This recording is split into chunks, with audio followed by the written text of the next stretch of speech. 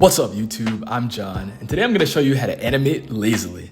So last year I worked on a Looney Tunes movie at Warner Brothers Animation, and this was sort of like a forbidden technique, but if there's one thing I learned from my line producer, it's that being lazy is great as long as the audience can't tell. So I have a drawing here of this nurse character in a 3D background, and what I want to do here is change the nurse's expression without doing any additional drawing. Now you can do this in any software where you have access to some kind of selection or lasso tool. For this tutorial, I'm going to be using Clip Studio Paint, but you can also do this in Harmony, TV Paint, Adobe Animate, or really any other software where you can save individual frames. So to get started, I'm going to open up the timeline here. And the first thing that I want to do is make a copy of this line art. Now I'm going to go into the timeline and insert the layer that I just copied. So now you'll see that if we transition between these two layers, we have the same exact drawing in two different places.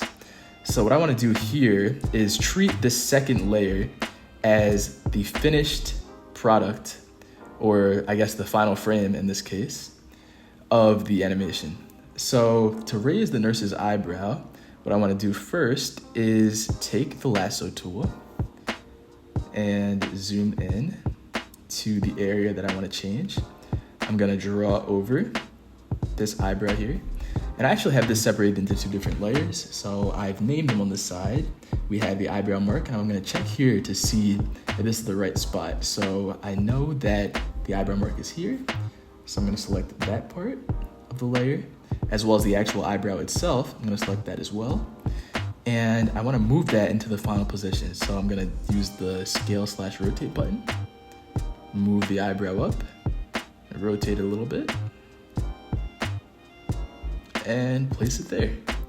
So now I'm gonna play the animation really quick, and I'm gonna see if it seems as if she's really raising her eyebrow, because this is what we're gonna use as the reference further down the line.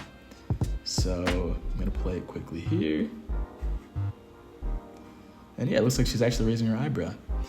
So now to give this animation a little bit more life, I'm going to actually add a little bit to some other layers as well. So using the same sort of principle, I'm gonna go in, and what I also wanna do is move her mouth up a little bit. So again, I'm gonna use the lasso tool, select over here, and I'm gonna select the lips as well as the inside of the mouth, and just move that up ever so slightly up here, right about there. And we're gonna look at the animation as a whole.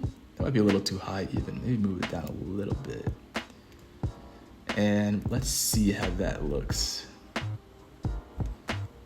So yeah, it seems like she's sort of pursing her lips up and changing her expression a little bit. That's sort of what we want. And what I'm actually gonna do here is go back into this layer. And we're going to actually now make a copy of the first layer once again. So we're sort of gonna repeat this process for all of our in-betweens. So I wanna make the in-between here. I'm gonna link it in the timeline. And what I wanna do here is turn on the onion skin. So it might be a little hard to see, but here we can see the old and the new positions of all of our layers. So let me move this down a little bit so we can see it a little bit better.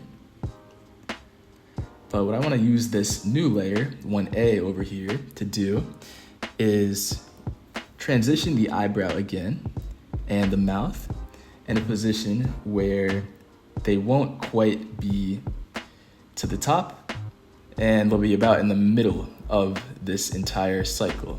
So I'm gonna take the eyebrow and the eyebrow mark again, take my lasso tool, select. I'm gonna move it up very slightly. We also have to remember that as we moved it up last time, we also did a little bit of a rotation. So we're gonna rotate it ever so slightly, so it looks like it's about in line. Save that position there.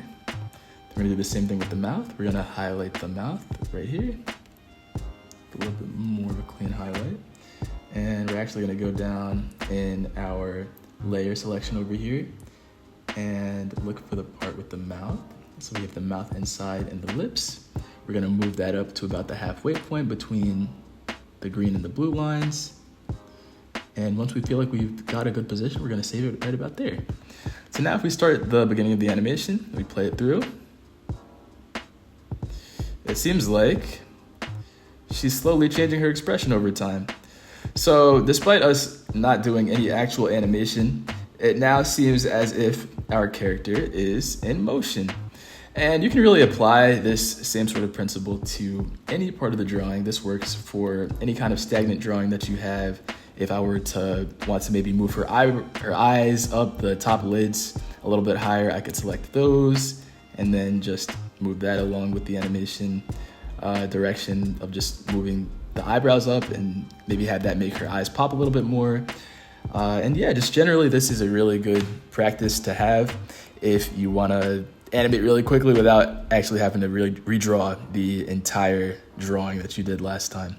So yeah, hopefully you can use this. It has a wide range of applications even outside of animation. You can also use this to do some Photoshop tricks. And one really good thing that you can do with this is you can actually use this to make stagnant images move.